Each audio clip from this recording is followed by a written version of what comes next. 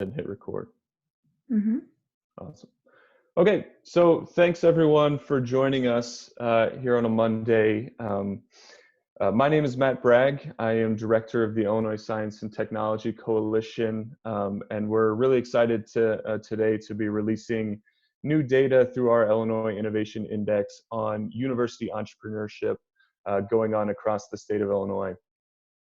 So this is an event that we were hoping to hold in person up at Rosalind Franklin, who we'll be hearing more from later on. But obviously, given the situation, have had to move things online, as with just about everything else right now. But that being said, in what is obviously a challenging time for our economy and universities, what we're going through today, I think, is really exciting and kind of uplifting data on all the entrepreneurship and new venture activity that's coming out of our universities. So as I move along, I'm going to give about a 30-minute presentation here before we hear from some of our university partners. But as I move along, feel free to enter any questions into the chat. Here we have in the Zoom utility that we're using here. And then we'll circle back to those at the end. But do also include if your question is for myself or one of the university presenters that we're going to have later on. So with that, I will go ahead and jump into my part of the presentation. So before we get to the data, I do want to run through a quick refresher just on who ISTC is and kind of the role that we play in the state.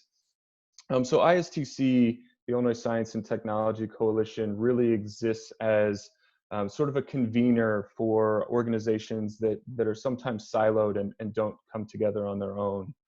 So whether that's universities, our two federal labs, or industry, we really exist to move Illinois' economy forward by bringing those organizations together. We've been around for about 30 years. We were originally created by the state of Illinois as a tech advisor and economic development partner for the state. We're typically based at 1871, and really sort of act as a shared voice for the innovation community here in Illinois. We are a member-driven organization, so many of the great universities in this state, many of whom we'll hear from later on, are members of ISTC, both of our federal labs, and then a really strong cross-section of R&D-driven companies in the state. Our work these days really falls into three categories, and obviously we're here today to talk about data and the work that we do through our Illinois Innovation Index. But we also are doing a lot of work on the advocacy front right now, and then through our sister institute, the work that we're doing in STEM education that's ongoing. I do want to touch on advocacy before we move into the data.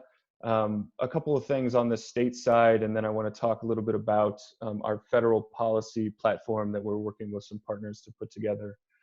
So on the state side first, we have been working to advance a program at the state level that we're calling Illinois Innovation Vouchers, or University Industry Innovation Vouchers, that would really help bring companies and universities together around R&D projects.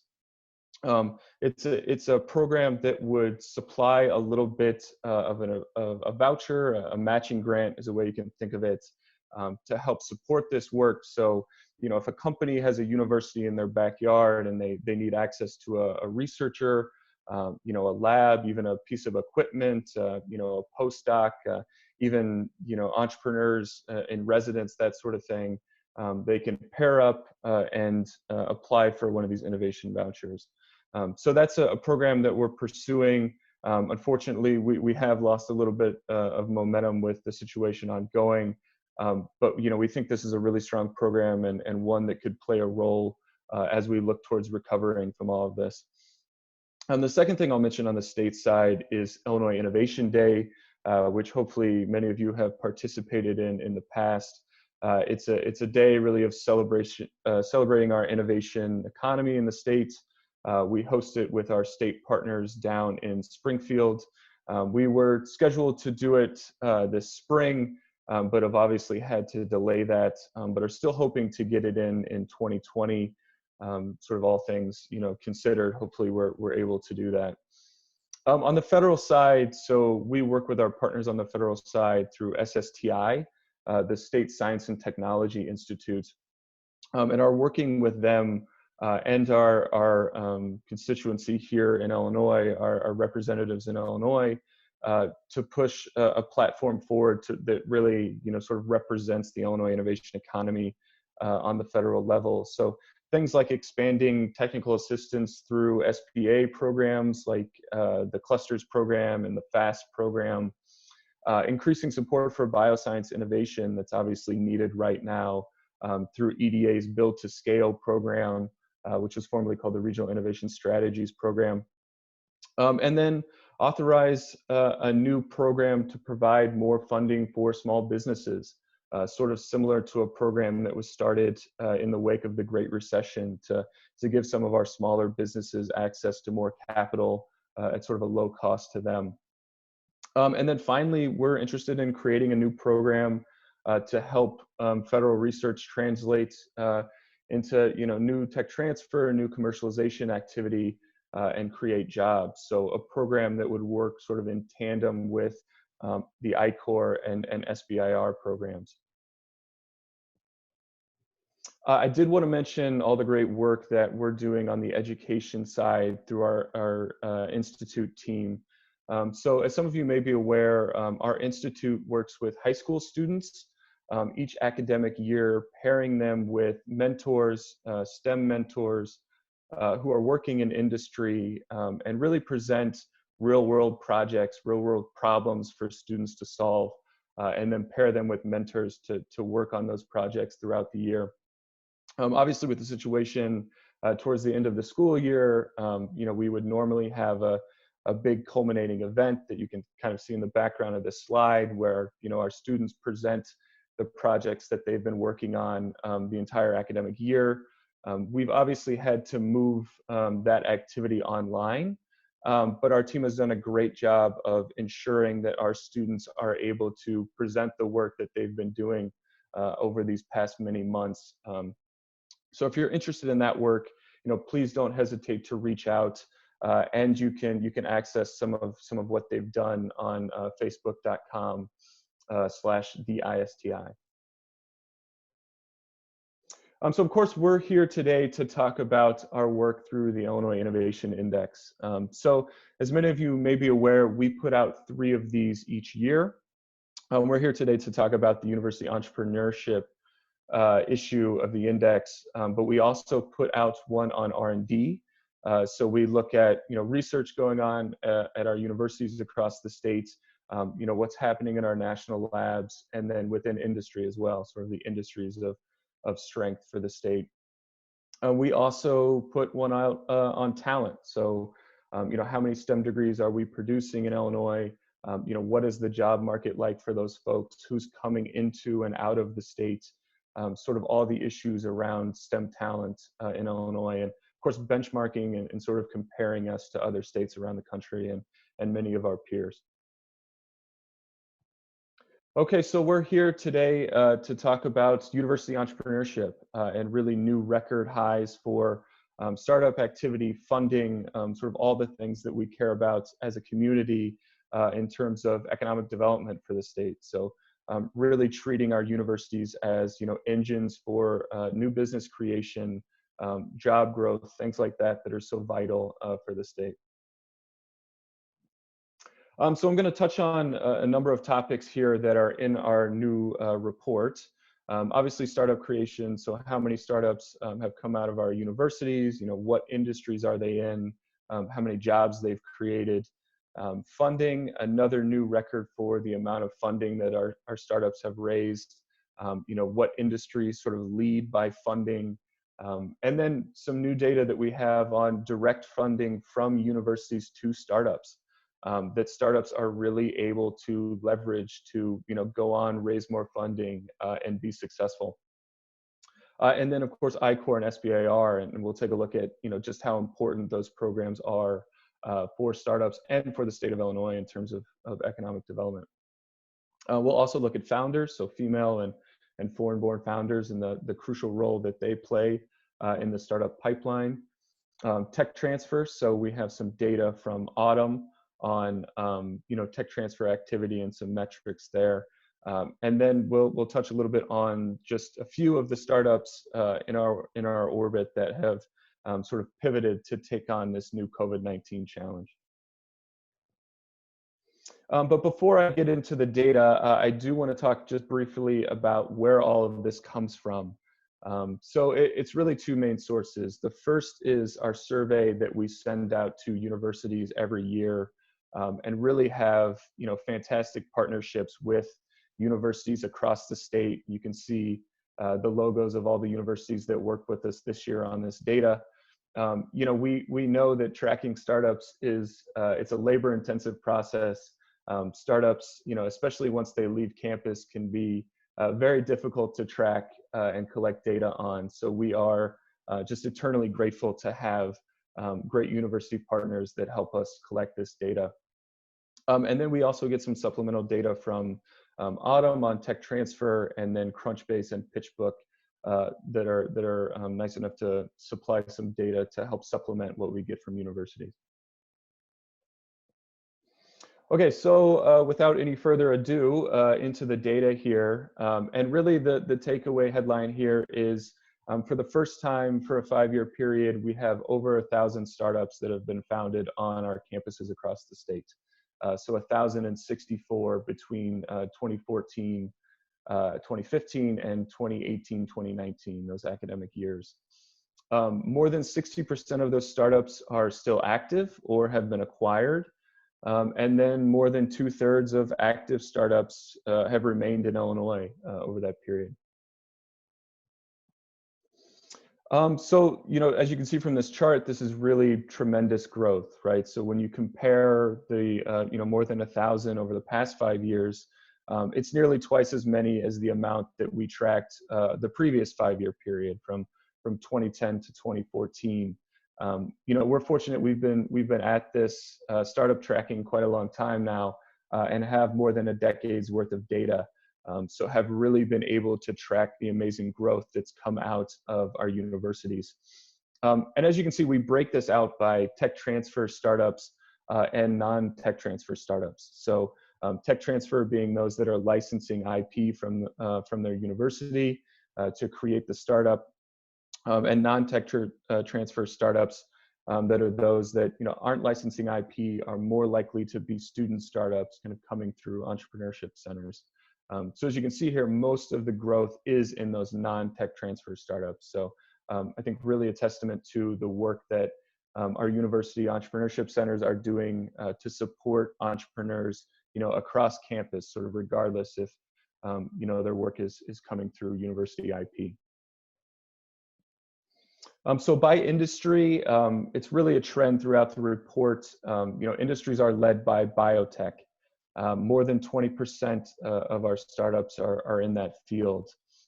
Second is software and IT, but then third is healthcare and social services. So, maybe it's an app that's connecting people with health resources, things like that.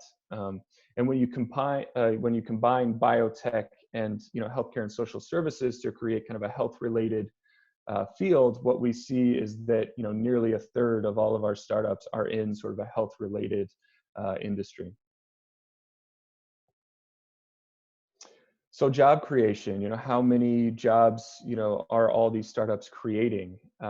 These are estimates, I will say, based on a lot of sort of a labor-intensive digging that we do on the back end through LinkedIn and some other sources. But what we found is that about, these startups have created about 3,300 jobs. And about 2,700 of those are still active, with about 1,500 remaining in Illinois. And unfortunately, we have lost about 1,200 to startups that have left the state.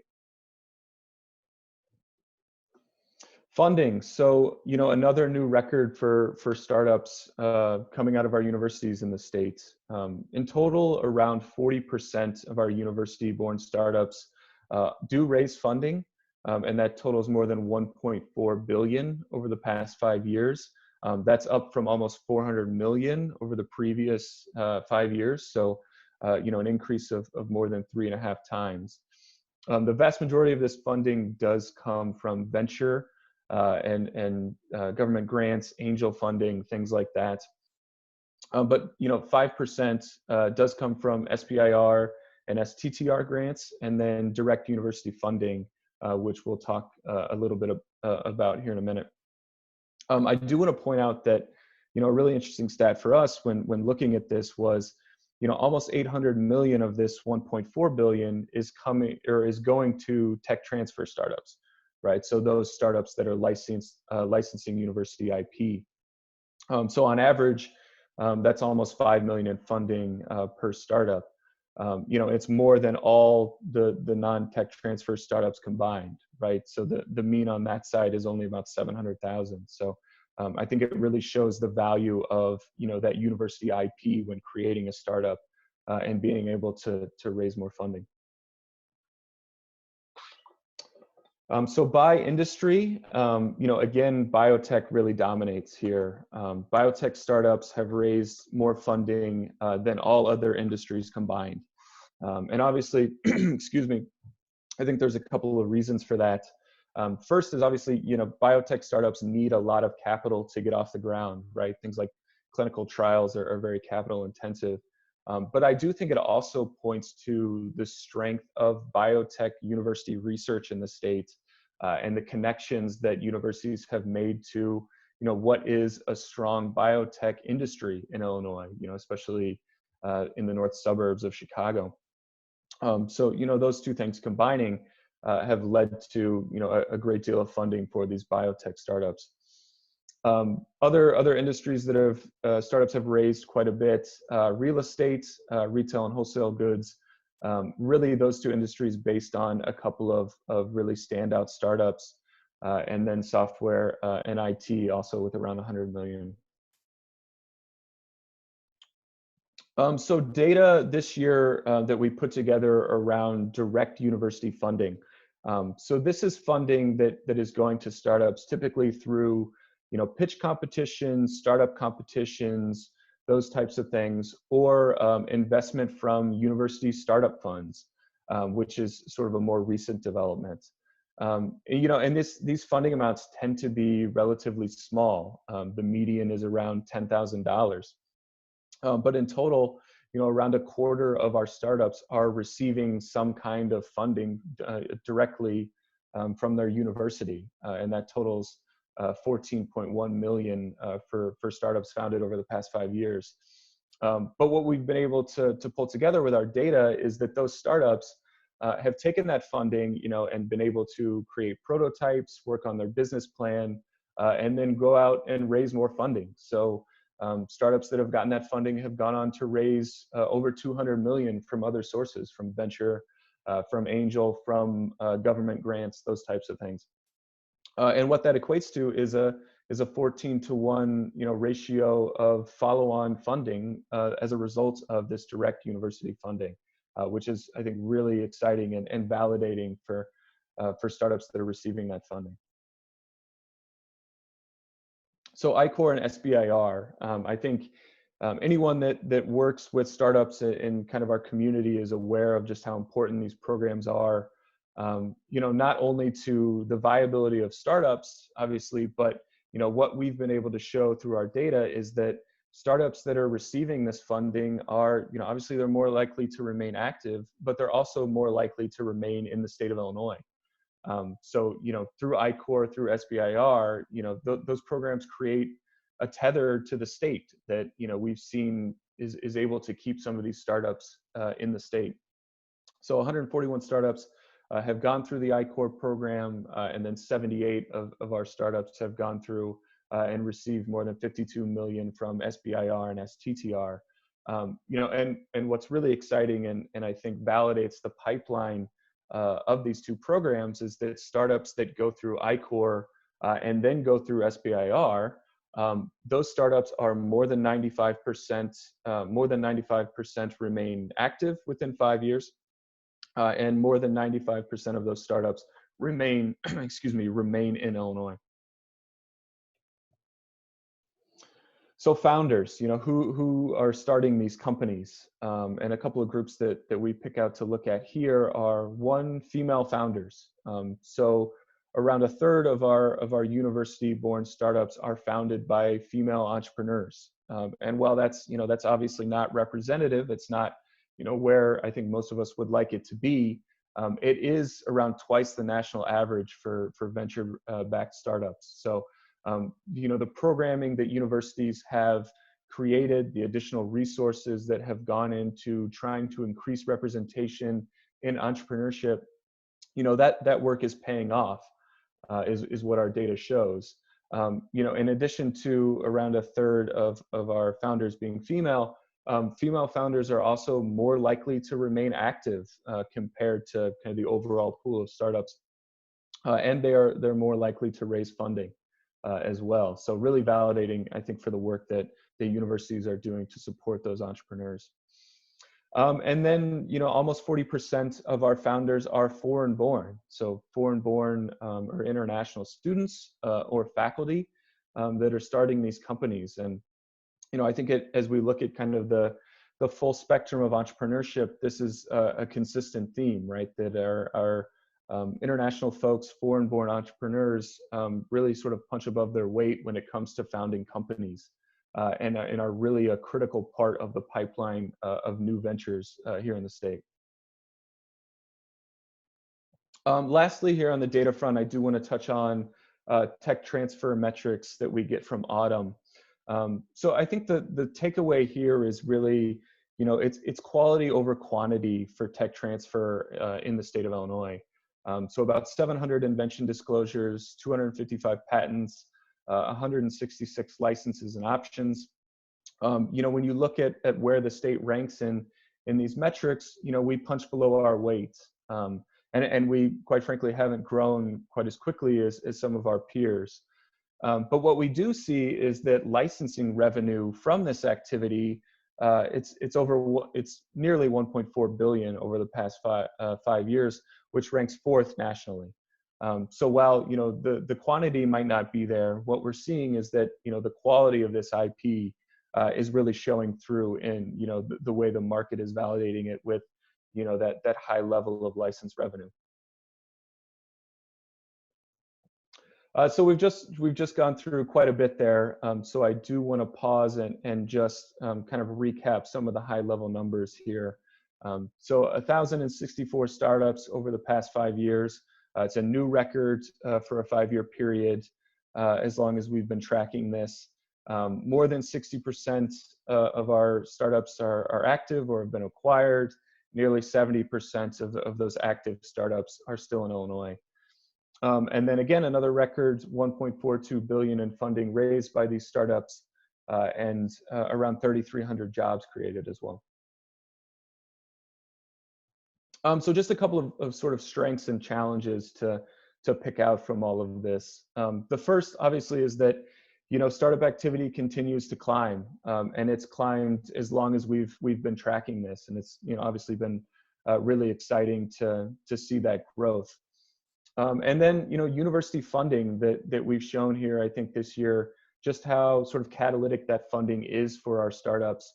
And how they've been able to leverage, these small investments from universities to go on and raise more funding and be successful. And then representation and success of female founders. So the way that universities have been able to support those founders and the outcomes that we're seeing now, where they're more likely to remain active and to raise funding. And then on the challenges side, so there are some issues that I think we need to face as a community.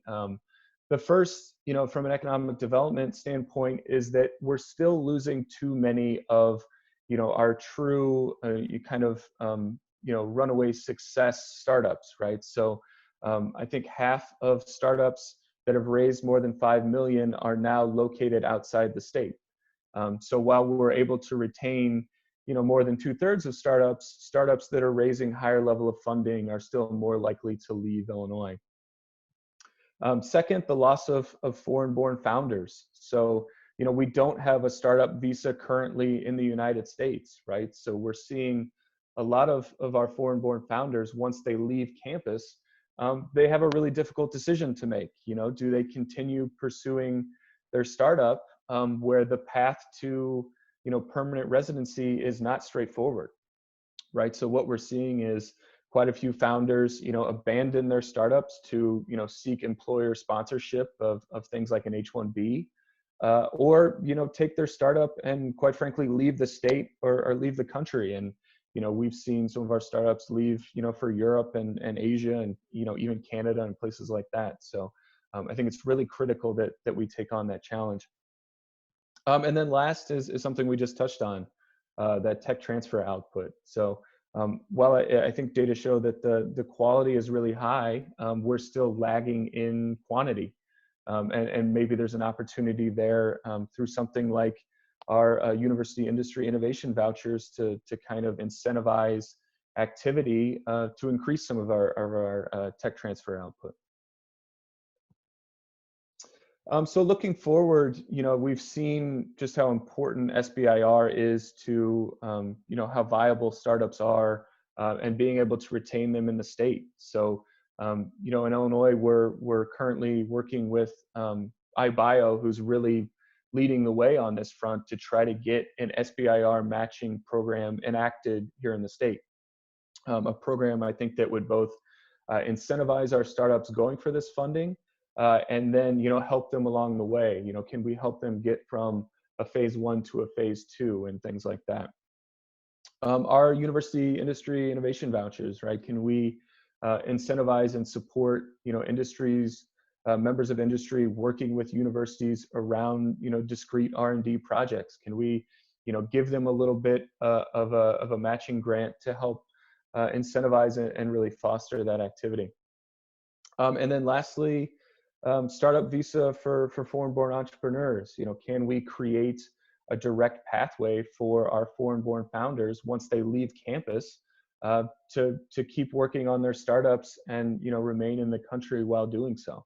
I think our current system is configured in a way where we're leaving jobs on the table, right? We've got startup founders who want to grow their companies in Illinois and just aren't able to because of their immigration status. So lastly, I do want to mention a few of our startups that have pivoted to work on, what is becoming, the challenge of our time in COVID-19. So a couple startups from Northwestern to mention. City Health Tech is a student startup that's working on a device to improve hand washing hygiene. Fabric Medical, which is a new startup created just for COVID-19 by Northwestern and Rosalind Franklin students, that's been using some of its capabilities to try to increase the amount of KN95 respirators that are available here in Illinois. EarthSense is a robotics startup out of UIUC that's working on a new robot to clean hospitals and other public places to obviously lessen the amount of human workers that are needed in sort of high risk cleaning situations. Sirionics is a UIUC material science startup that's applying some of its filtration technology to masks. So they're using their technology that actually changes colors once a filter needs to be replaced, and applying them to masks, and are working with FDA and others to get that approved for coronavirus. And then two startups from UChicago. So NowPow, who's using their platform to connect healthcare workers and patients with healthcare resources that they need in this time. And then lastly is PhysIQ, which is a remote physiological monitoring startup, right? So they're using their platform to monitor patients who are in isolation with COVID-19 to be able to monitor them remotely while they're in quarantine. So before I turn it over to our university presenters here, I just want to thank all of the universities who played such an important role in collecting this data as well as Atom, Crunchbase, and PitchBook for supplying some additional data as well. So with that, I'm going to turn it over here to our first presenter, Lance Pressel and Nick Rokup, who I believe are both with us from the Kaplan Institute in Illinois Tech.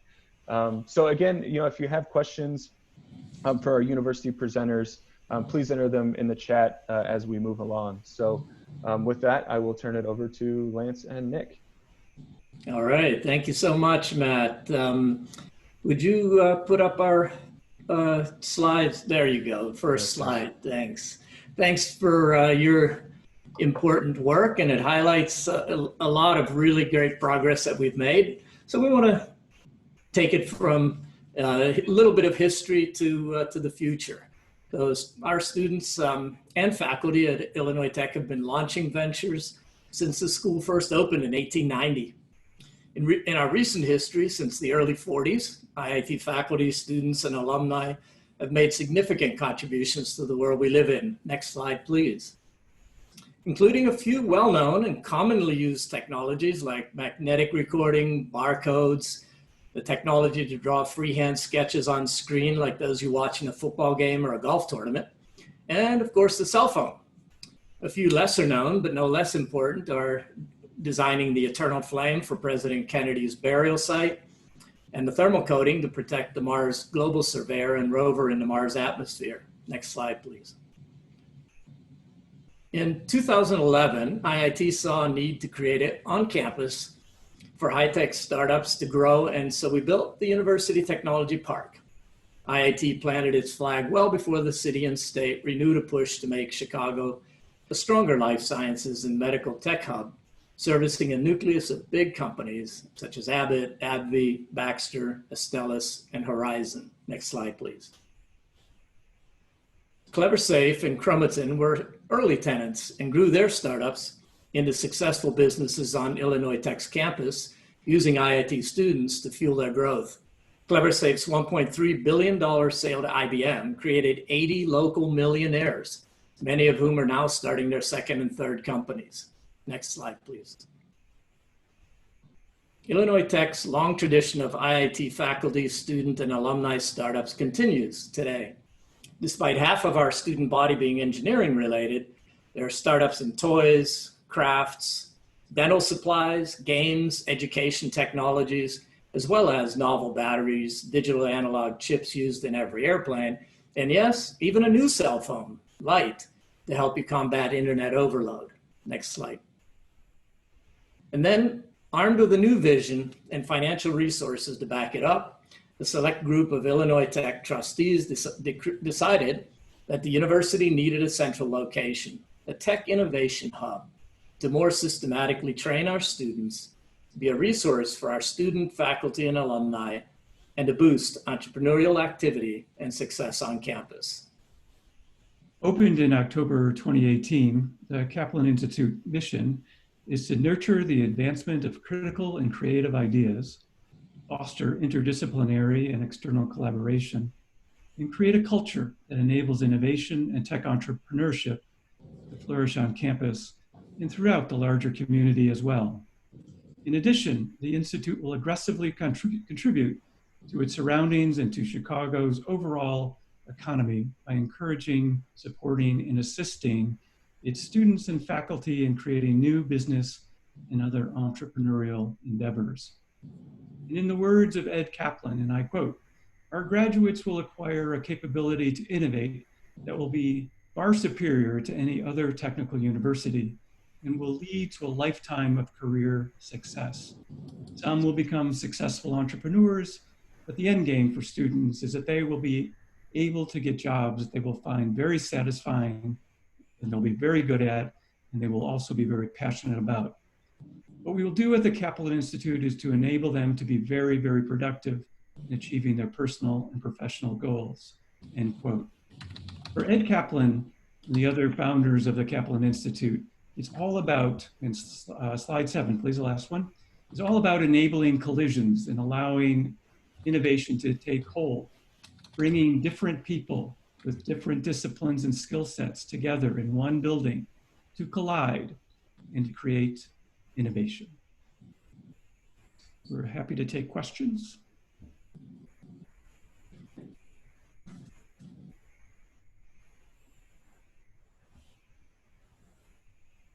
Sorry, I got muted there. I think we're going to leave questions here to the end, but thank you, Lance and Nick, for that. And we'll circle back with any questions here at the end. Okay, so next up, we have Trish Thomas, who's the Director of Entrepreneurship and Innovation at Lake Forest College. Trish, over to you.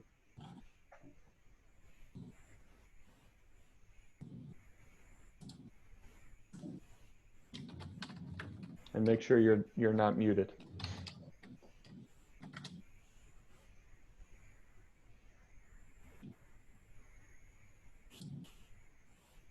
Trish, are you there?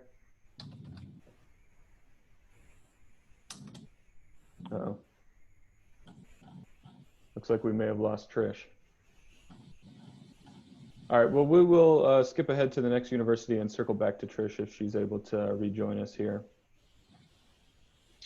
So next up, I think, is Northwestern and Melissa Kaufman, who's the Executive Director of the Garage.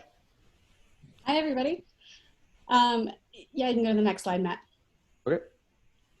So in late February, I was convinced I was going to Indonesia with a group of students over spring break. By early March, we realized that that was definitely not only was I not going to Indonesia with our students, but we were going to have to prepare to close our physical space that is the Garage, which is the Center for Entrepreneurship and Innovation at Northwestern's for students.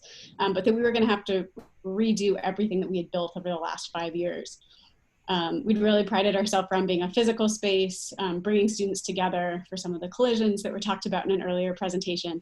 And instead, what we were faced with was a world where all of our students were going to be in different time zones around the world, trying to collaborate remotely, doing classes online in Zoom, and then trying to figure out how does the Garage factor into that.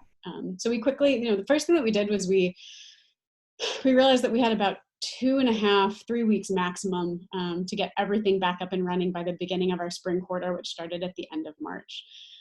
We also took it upon ourselves to realize that, as an innovation center, it was really important that we practice what we taught to the students, which is that we needed to adapt to the change, and we needed to help our students lead during these unprecedented times. To kind of kick off what we rebuilt, there's an op-ed, you can read the quote for yourself, that was in Chicago Inno, just to kind of round our beliefs and why we really believed in the power of innovation and entrepreneurship during a time like this. You can get the next slide, Matt. So there are 3 main pillars that we rebuilt our transformation based on. The first was around mental health. So not necessarily the first one you would think of, but we realized that students were going to be, so a lot of them were scared. We were mid-quarter. A lot of them couldn't get back. Some of them have still not been able to get back to their country of origin.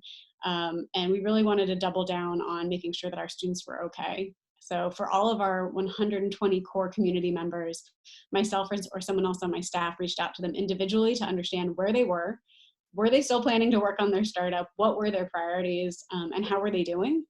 And so that was the first thing that we did. The second thing that we did was we gave away student memberships to the app Headspace for all of our students, because we thought it was important for them to have a tool at their disposal that they could use for practicing mindfulness, for de-stressing, helping them sleep better, a number of things.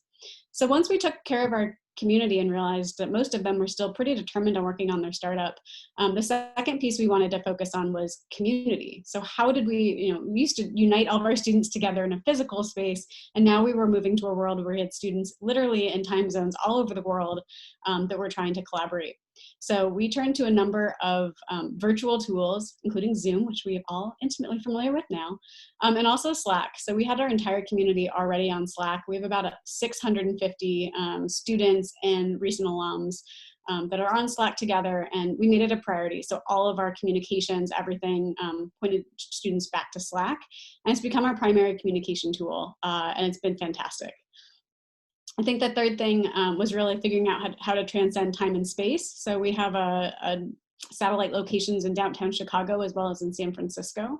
And what's been really great is now that we can share programming, events and whatnot from all of our different time zones. So we can get a lot of our alums out in California and the Bay Area, venture capitalists, startup founders who can now do programming, not only for our alumni community in San Francisco, but also for our students back in Evanston. We also really prioritize things like one-on-one interactions between peers, staff, and mentors. So using tools like Slack and Zoom to facilitate more of those. More intimate peer-driven virtual events. So students teaching students has become a big part of what we're doing. I'm actually missing another peer-to-peer workshop that we're doing right now at the garage. So we have about 20 students, they're all on a Zoom call together. And then again, those workshops from any time zone, by allowing us to record them, we can share them across time zones. Next slide, Matt. So speaking of big virtual transformations, the last thing I want to plug is that we are doing VentureCat, our annual student startup competition, this Wednesday. We'll have a live stream at 5:30 p.m. CT. Check it out. We're giving away $300,000 in non-dilutive capital that was raised from sponsors and alums. We have 26, we dropped a team, 25 semifinalist teams from across Northwestern are competing. I'm super excited for it. The students have worked really hard on their pitches. It's going to be a great event. We have Sam Shank, who's the head of hotels at Airbnb and CEO of Hotel Tonight. Some of our Kellogg alums will be keynoting.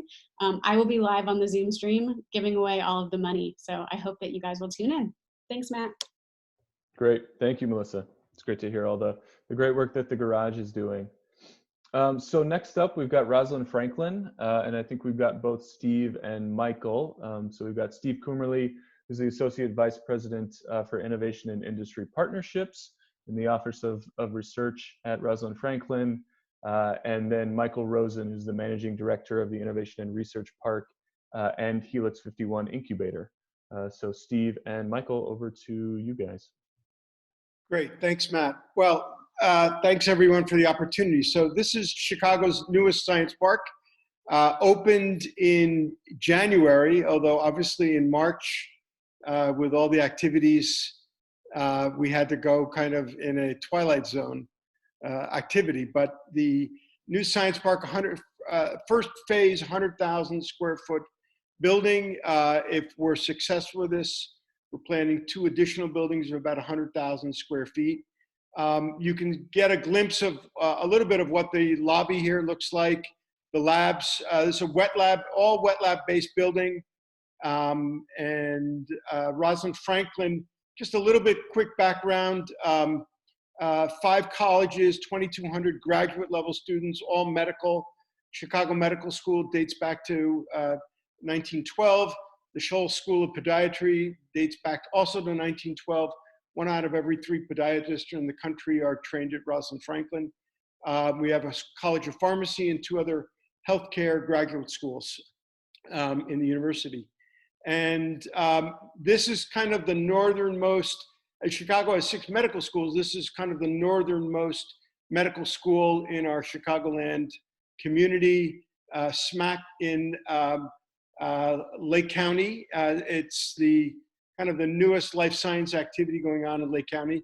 Lake County, just for reference point, has 122 bioscience companies and 33,000 bioscience jobs. And Rosalind Franklin is about 5 to 10 minutes away from most of these companies that are there. So the fact that we're adding needed wet lab capabilities for the Chicagoland area, and particularly Lake County, was critical. One other key element is that although we're next to some of the wealthiest communities in Illinois, we're also in some of the poorest communities. So the city of North Chicago, as well as the city of Waukegan, are very poor communities, high levels of unemployment, low levels of education. So this is a real boost, economic boost for the region, and we are in an Illinois enterprise zone. So next slide, please. Again, just to mention, we opened up the research park in January. 6 disease-based centers moved into this building in January and early February. About 125 research scientists. 50% of these scientists are focused in the area of brain diseases. So we created a brain science institute focusing on areas such as brain function and repair, neurodegenerative diseases, and psychotic disorders and anxiety. The other three areas were genetic diseases, rare genetic diseases, cancer cell biology, immunology, and infection, and then proteomics, essentially biomarkers. In advance of creating this, we created last year, and it's actually now this month, a year old, in an existing space, the Helix 51 incubator. So why the name Helix 51? Helix, Rosalind Franklin, the scientist, was pivotal in identifying the helical structure of DNA. Watson and Crick got all the credit and the Nobel Prize for it. Rosalind Franklin didn't, but this is the only medical institution in the United States named after a woman. So we're pretty proud of the work that she has done, the seminal work that she did. The Helix 51 incubator started in the old building, although we're planning expansion into the new building later this year. And it will have a soft landing pad for international companies or companies coming in from out of the region. Next slide, please. So here you can see the first phase of the space. We created about 5,400 square feet of wet lab space in an existing building to get companies going. You'll hear about some of the companies from Steve in a second, but that part is up and running. Next slide, please. And here you can see the planned space for an additional 9 companies. So we expect between the two spaces to have about 15 lab-based companies. This is critical because there is a lack of wet lab-based capabilities in the overall Chicago area. Next slide, please. So I'm going to turn it over to Steve to walk us through a little bit more about the incubator and what we're doing.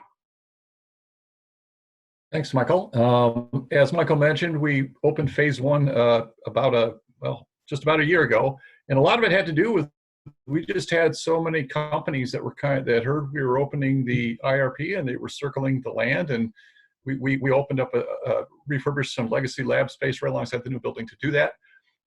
We've tried to put together a series of amenities and accommodations for our companies in the incubator. Briefly, go to the next slide, please. So this is an overview of the companies that are in now. InspireTech has a really novel technology that is basically can, in real time, pull down allergens and pathogens from enclosed spaces. You can imagine some of the attention they've gotten with the recent COVID crisis. BLR Bio, small molecule peptide agents for fibrotic diseases, cancer, and NASH. Cogent is basically a research tools and analytical CRO, and Smart Stable Isotopes is developing custom isotopes for research purposes. Next slide, please. Now, we also have a number of companies, what we say, in our orbit. They are present on campus from time to time. We try to avail our programming and services to these companies, and you can see that there are a number of them. They're pretty much all in the biomedical spaces. Our flagship one, I think, is Neurolucent. That's based on intellectual property and research done in Beth Stutzman's lab at Rosalind Franklin University in our Brain Sciences Institute, and it is a novel target and innovation program for Alzheimer's disease, resuscitation therapeutics. That's one of our investigators looking at acute cardiac arrest. You know, the 18-year-old basketball player that drops down on the basketball floor. You know, how do you recover those individuals? We have opportunities in stroke. And LeshVac is a novel vaccine technology, and again, with the COVID crisis ongoing, you can imagine we're starting to get some attention around that one. And Targacell has very novel and very transformative ways of delivering stem cell therapies for post-myocardial infarction, cardiac myopathy. Next slide, please. Now, I mentioned programming earlier. Prior to being tripped up by the onset of the COVID situation, Michael and I put together a pretty comprehensive plan of programming and support for our incubator companies on the idea that, you don't want zombies wandering in the wilderness, 2 years from now. And it broke up into two major categories: enabling and connecting, and the other category being training and education.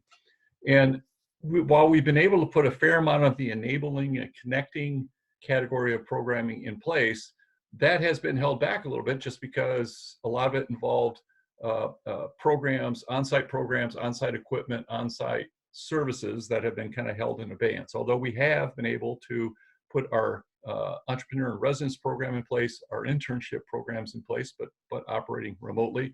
And we have been able to do the kind of connecting on behalf of our companies in terms of reaching out to potential investors and potential partners.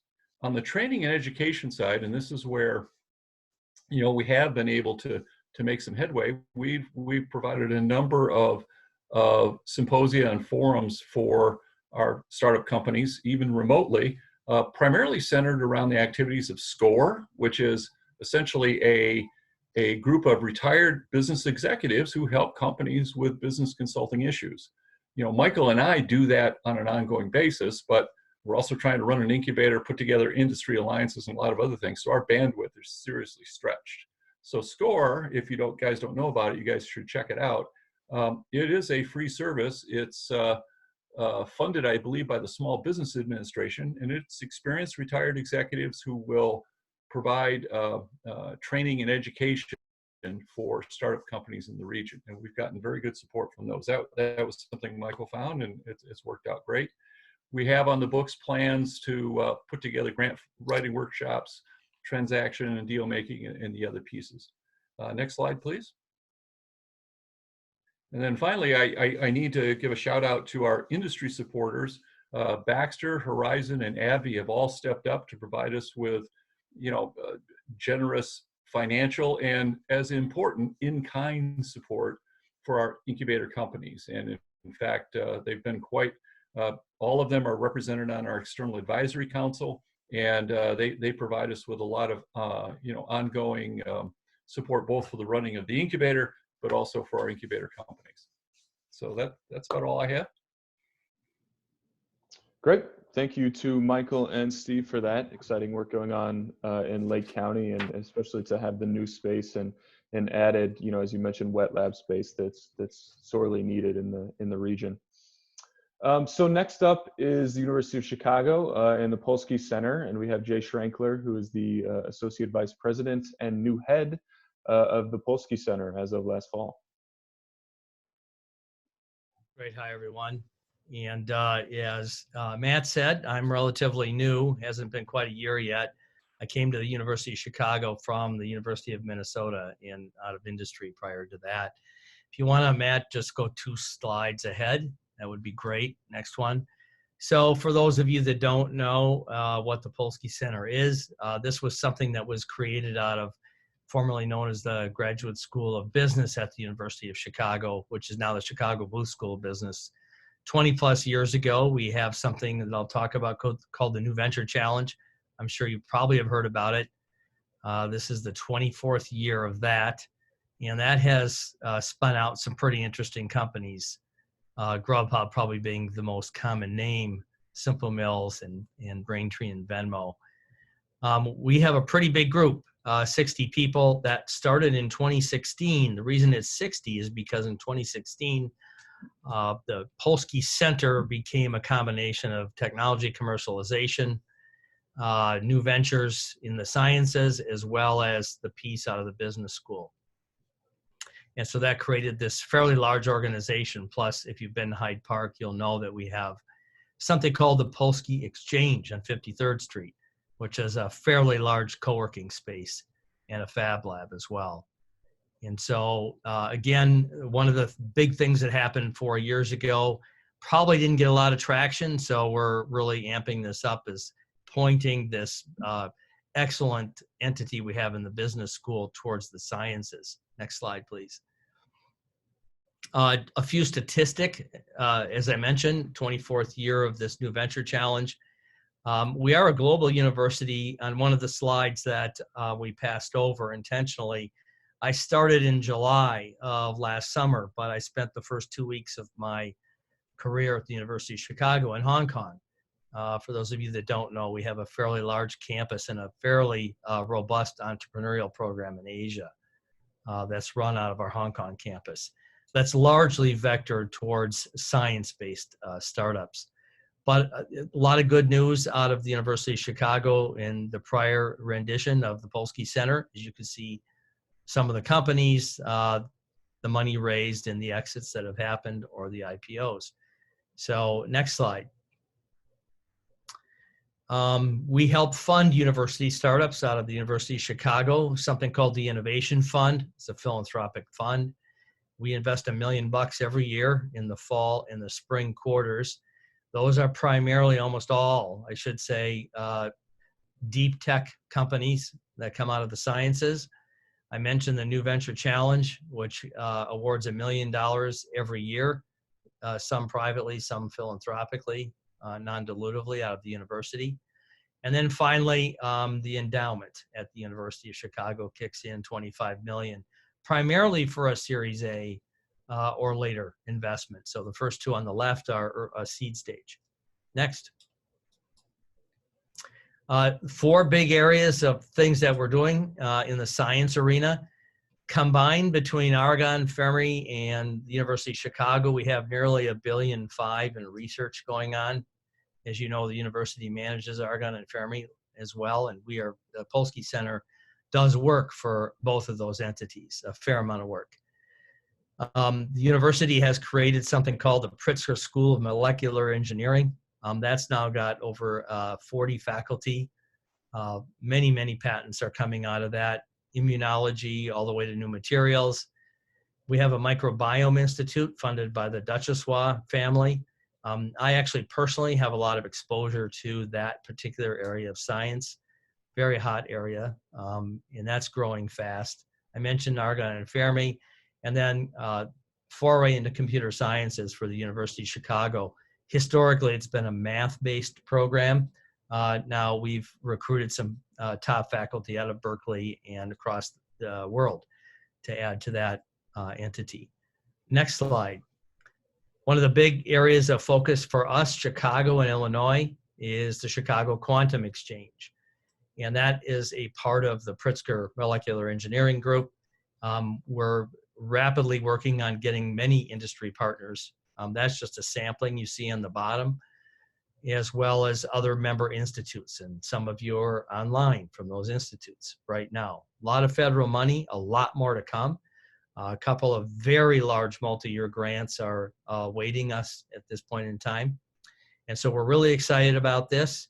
You may have heard that the first communication link using quantum technology was demonstrated in Chicago, actually, which is really interesting. Okay, next. And then I mentioned the exchange, which is down on 53rd Street. We have launched an entire new organization located here and on campus called Polsky Science and Technology. And that is tech commercialization as well as science ventures, spin-outs from the university. And a lot of you are familiar with that area of science as well. And these are kind of our domain expertise, data science, materials, life sciences, and quantum. So the city's done a lot for Hyde Park, more to come with the building of a wet lab incubator.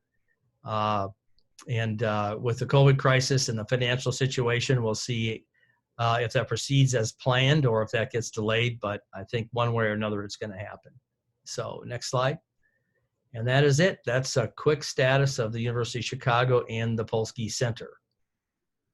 Great. Thank you, Jay, so much for that overview. And I'm glad you mentioned CQE. That's an organization that we've been working with as well, and just put out a catalyst sort of on the work that they're doing and trying to make Illinois and Chicago specifically kind of a hub for that activity.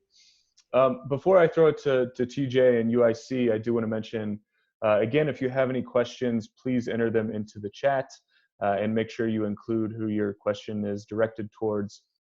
We will be circling back to those and using that chat feature for the Q&A at the end. So with that, we will go to TJ Augustine, who's Vice Chancellor for Innovation at UIC. All right, thanks, Matt. Much appreciated. Good to see all of you. A lot of familiar faces here, so good to see all of you. Hope we can all be back together in person sometime soon. So you can go to the next slide there, Matt. Just wanted to tell you all a little bit about UIC for those of you who are less familiar with our institution. We're, as the previous slide said, we're the only public research university in the city of Chicago. We have 33,000 students, 16 colleges and professional schools, which includes also the largest medical school in the country. A lot of healthcare work, research, entrepreneurship, et cetera, goes on at the university. We're also one of the most diverse college campuses in the country. Just a little example of that. About 40% of our first-time freshmen identify as first-generation college students. There's tremendous socioeconomic diversity. More than 50% of our undergraduates are Pell Grant recipients. And one thing that makes us very unique, if you look at research dollars and Pell Grants in the country, we're pretty much on our own in terms of having such a high percentage of our undergraduate population on Pell Grants, but also having such a relatively large, in comparison, research budget. We have about $370 million in research that takes place at the university, which is about 63rd in the country, according to NSF.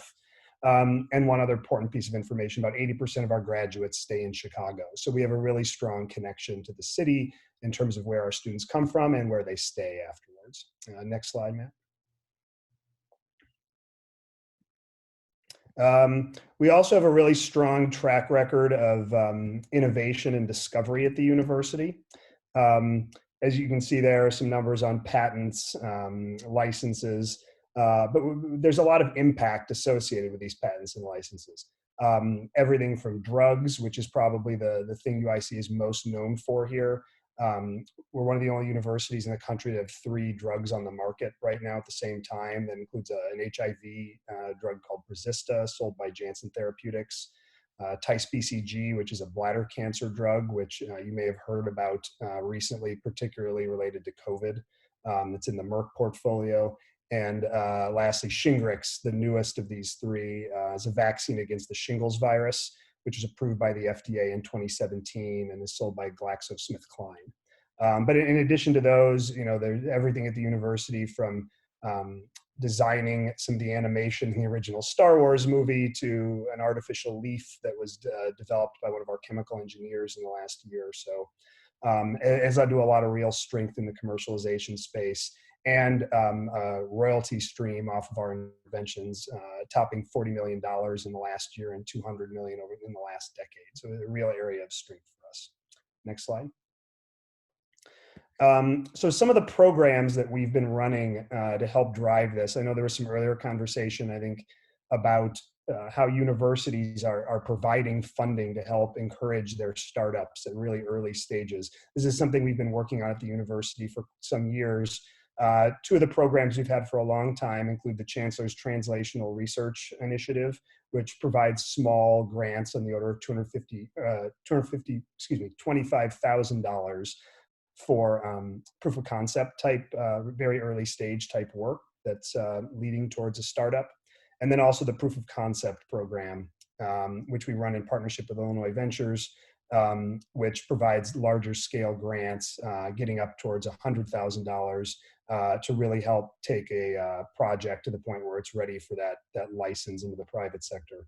What we've added to that mix, particularly focused on therapeutics in the last year, is West Loop Innovations, which is a partnership between UIC and Deerfield Management, a healthcare investment firm. Through that partnership, we're investing $65 million in drug discovery projects at the university, with the intention of turning those projects into startups that we can launch and build in partnership with Deerfield. So it's a really exciting way to take some of the work we're doing in this space and really add some momentum to it. So we're expecting to fund our first projects out of West Loop this spring. COVID put a little pause on that, but that'll be moving forward in the coming months. So a lot of really exciting work going on there that we're moving forward. Next slide. Just a little bit about some of the things we're doing to encourage entrepreneurship and support our entrepreneurs at UIC. Is everything from our innovation space, the health technology incubator, which some of you are probably familiar with on the west side. At that space, we provide not just physical lab space for startups, both from UIC and beyond, but also programming to support those entrepreneurs in the work that they're doing. We've also launched recently an executive in residence program where we're partnering with folks from outside the university with relevant industry expertise to help guide our faculty in making decisions about launching startups, partnering with companies, et cetera. And also an SBIR, STTR program that we're doing in partnership with the Illinois University Incubator Network and a host of other programs there that we have to support our entrepreneurs. Next slide.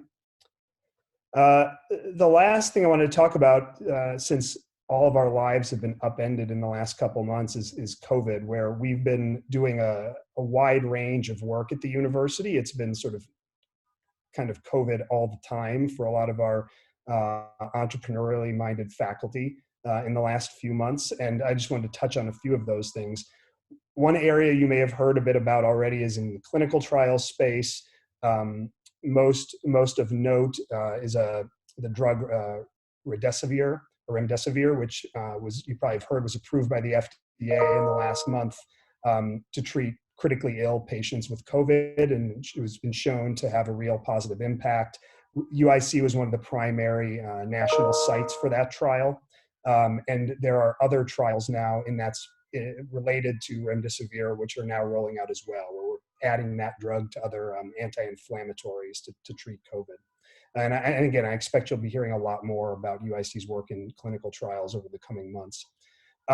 More related to dealing with patients, sort of from a device standpoint, we've done a bunch of other work related to intubation protection. Intubation is one of the most high risk procedures for medical providers who are dealing with COVID positive patients. And we've developed some basically masking and some devices that help protect the healthcare provider while they're doing the intubation procedure. You may have seen the Tribune at our makerspace at UIC. We started developing face shields 2 months ago, right as the shelter in place hit. These were face shields we were able to make in just a few seconds using our laser cutter and putting these to work at the UIC hospital just a few blocks away. We also partnered with Chicago Shakespeare Theater to develop face masks. Basically like the surgical masks we're all wearing now. We were producing those with Shakespeare Theater a few months ago. It also helped to provide some much needed basically income for the folks who sew costumes in the theater industry here in Chicago. So that was a very cool and very productive project. Also very impactful, we've developed a N95-like respirator, which while not yet licensed, but this is this would provide N95-like protection for physicians or other healthcare providers who can't access N95s right now. And lastly, around swabbing protection, just the testing process for COVID is also very high risk because the provider needs to get very close to a patient, and adding protection for the provider has been critically important. So we've been developing some protective equipment for the providers and also 3D printing swabs, which could be, again, used in our hospital on the west side. So a lot of work that's been going on there. Also a lot of tremendous work by our clinicians in the hospital there, and continued work going on day after day. So it's been a busy time, but we've done a lot of work and been really exciting. So I think that is the last slide. Yeah, so thanks everybody for the time, and I'll take any questions later. Thanks, Matt. Great, thanks TJ. So last on the docket here, before I think we'll circle back to Trish and see if she's been able to join us. But before that, we have Laura Frericks, the Executive Director of the University of Illinois Research Park. I think I need to quickly switch presentations to get to yours, Laura, no worries. Yeah. All right, can you see that? Great, thanks. And thanks to all our colleagues across the state for sharing all their great work, especially to our colleagues who are also working on COVID-19 response. I didn't cover much of it in my presentation, but we have an awful lot happening on campus thanks to the creative faculty and students that are trying to come up with new technologies. And it's been really rewarding to see that across the whole University of Illinois system. Next slide. So most of you know about the University of Illinois at Urbana-Champaign. It's a land-grant institution, the largest of the universities in the state with more than 50,000 students. And some things of note include this year we had the most engineering students of any of the research universities in the US. We had the most engineering faculty of any US university. And we graduate one of the top universities for PhDs and doctorates in the US, ranked number 4th. So an awful lot of graduate students on our campus, and many of those are associated with the research centers we have, which we cross 150 different fields at the University of Illinois. We really pride ourselves on the intersection between different colleges and departments and how we can collaborate together. Next slide. So at the University of Illinois, we have about $670 million in research a year, and that crosses many different areas on campus. Most notably, I think, of our research funding is that we have a strong connection to the National Science Foundation, which provides a lot of the support, not only on the entrepreneurship side, but also for basic research that hopefully makes its way towards commercialization, as we're talking about today. Next slide. There were a number of new research collaborations that have been announced in the last year, and many of those we do hope will have more opportunities to start companies. And these include private sector support from Tom Siebel and his new company C3 in digital transformation. We have a new Center for Digital Ag, which thinks about the future of agriculture, computing sensors, and new farms for the future. We've been doing work on geospatial systems and being able to help map the world. We have a new center called C-NICE that is a partnership with Foxconn working on IoT and robotics technology. Already mentioned by University of Chicago is the work with the Quantum Information Science and Technology Center, and that includes work with U of C and other national labs. We have a new autonomous track project, and Jump Arches is a collaboration with OSF that includes creation of new medical technologies, many of which right now are focused on COVID-19 response. Next slide. So the University of Illinois is proud that each year PitchBook releases its data on founders. And within the top 10 universities, there you see the University of Illinois, one of the top universities in the US for producing venture-backed entrepreneurs. In last year's report, that was 563 entrepreneurs and more than 500 companies. Now, we think this happens a lot because we have entrepreneurial students who maybe catch the bug while they're in school and start a company. Many of them go on to other types of full-time jobs when they graduate, but then start companies on their own as well. And those have attracted institutional investors and have continued to put us on this list year after year. That's made possible through lots of different work on campus, I think, of how we influence our students and our faculty as well. Next slide. So one of the areas is looking at that license technology, which was in the ISTC report, and the importance of these often in attracting venture investments. At the University of Illinois, we have a large patent portfolio managed through the Office of Technology Management, and we're one of the top universities for the number of patents issued. Annually, that report is done by university systems. And our technology areas are broad. As Matt talked about the importance of life sciences and biotech, you'd see that reflected in our own startups, but then also a lot of deep tech types of opportunities as well. And of the startups that license technology out of the University of Illinois, the preponderance of those companies are located here in the state of Illinois. Next slide. One of our peers is the Technology Entrepreneur Center. This area of campus supports a lot of activity for student startups, including this year when they had to move to many online resources, including the COSAD New Venture Competition, which has been continuously running since 2000 and awards more than $250,000 in prizes to students annually. There's also an Illinois Innovation Prize. There are trips to Chicago, trips to Silicon Valley, social fuse networking events, and many ways that we try to influence our students from ideation through the creation of their startup companies. Next slide. Illinois I-Corps has been a longstanding I-Corps site and includes a collaboration with other Midwest universities, including Purdue and the University of Michigan. At our campus, we've had 180 teams go through I-Corps, and that allows them to do customer discovery and early value proposition to determine if what they're taking out of a research lab has potential for commercial marketplace, and trying to identify which types of industries or customers they should pursue first. Happily, those companies go on to raise more funding and start new ventures that include employees that are often in the state of Illinois. Next slide. Illinois Ventures was mentioned by TJ and their support of University of Illinois at Chicago, but they also are one of the longest running venture capital firms associated with the university. I believe the longest that is still continuously running. And they have funded 95 startups associated with the University of Illinois system since they started those funds that include private LPs as well as seed stage funding opportunities, many of which have helped our campus launch new companies. Next. The iVenture Accelerator is another great program started by the Geese College of Business that allows our students to have a very immersive opportunity over the summer where they receive stipends to work on their startup companies and work as cohorts together, and then to continue to receive education throughout the school year, and a lot of mentoring and connections with the Chicago startup community. Next.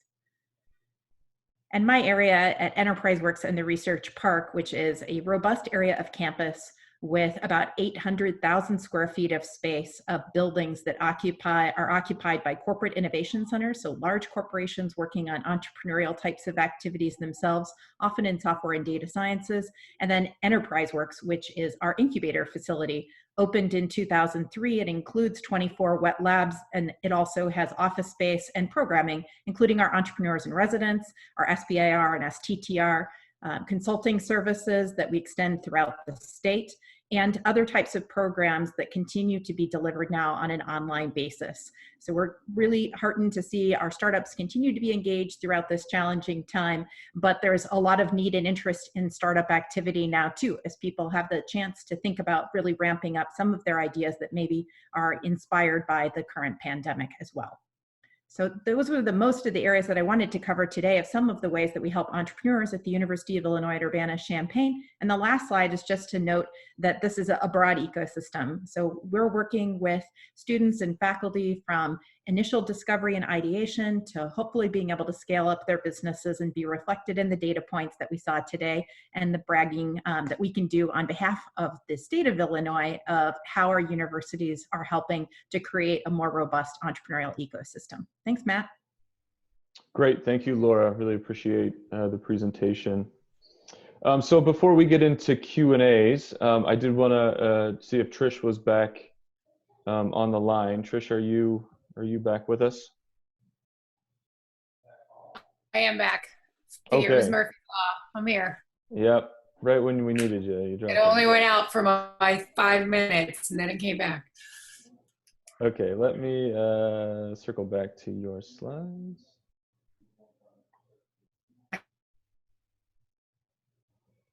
There we go.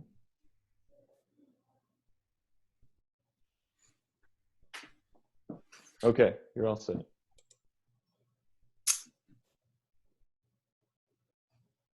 Okay, we can go through these quick.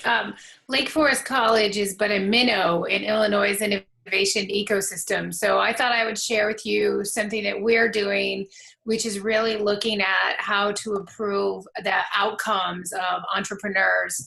Matt, you can jump ahead. So I've been working on this for about 6 years. It started out of working with Melissa in the garage at Wildfire, and we moved the work up to Lake Forest College to actually study it. So after a lot of research around the top 20 reasons why startups fail, each one of them can be correlated with a cycle resilience factor or skills.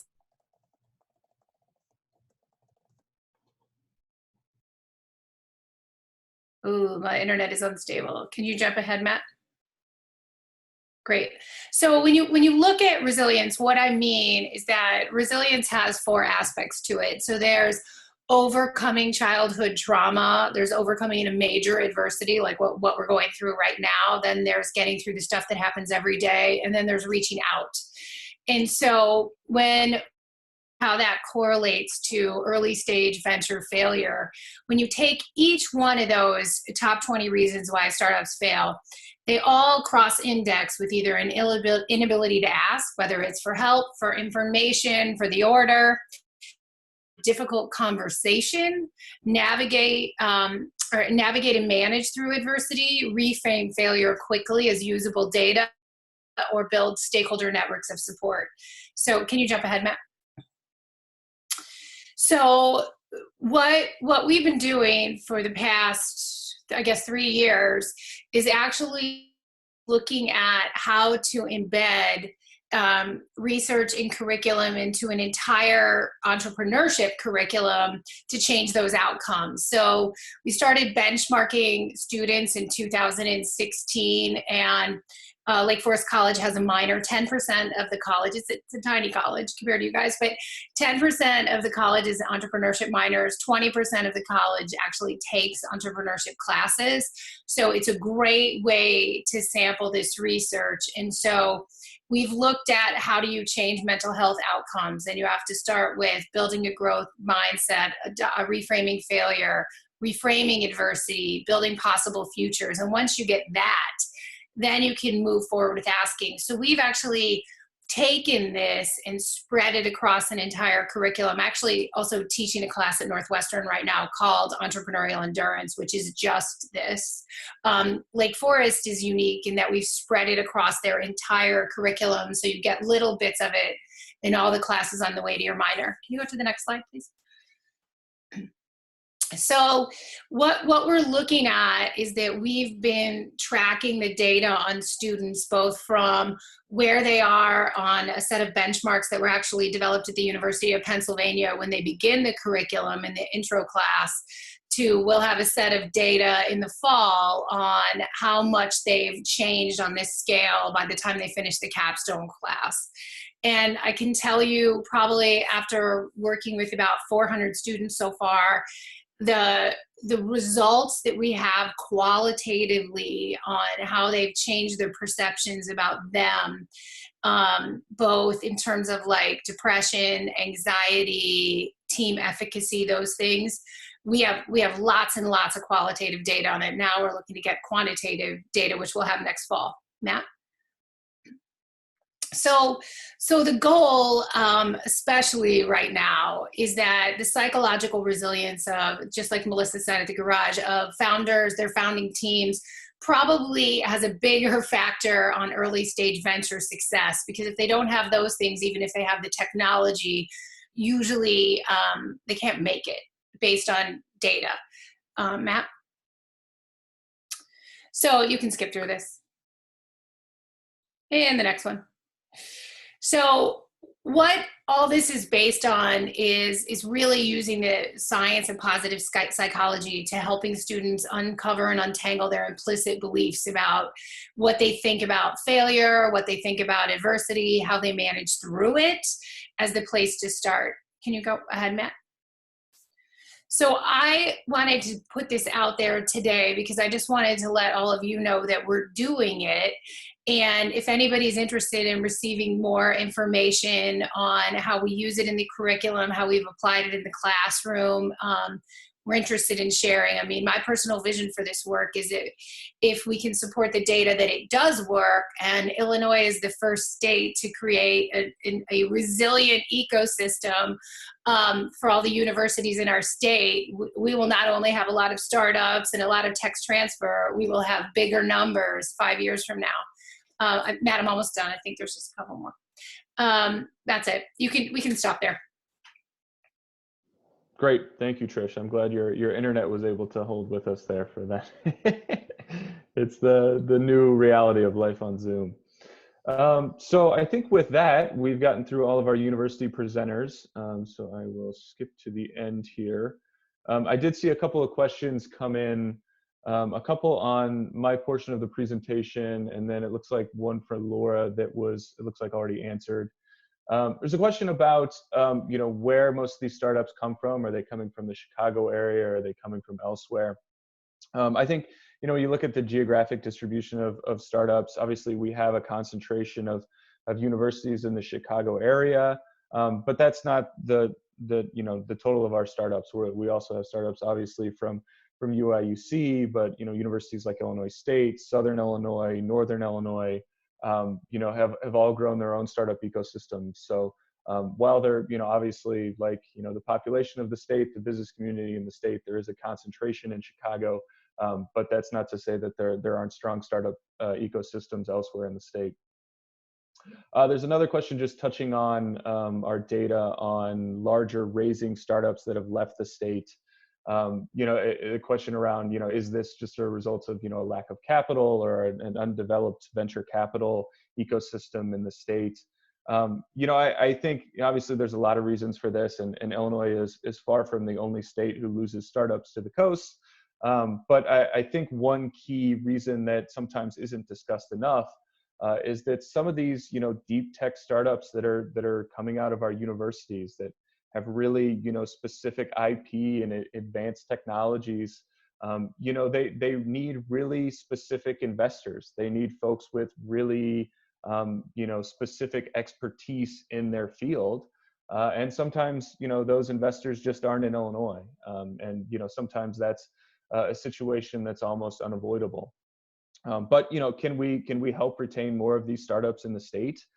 Absolutely, and I think that should be a goal of the community, is to try to keep as many of these high-raising, high-growth startups in the state as we can. So, is there progress to be made there? I think there absolutely is. Edith and Roxy, are there any questions that I've missed here?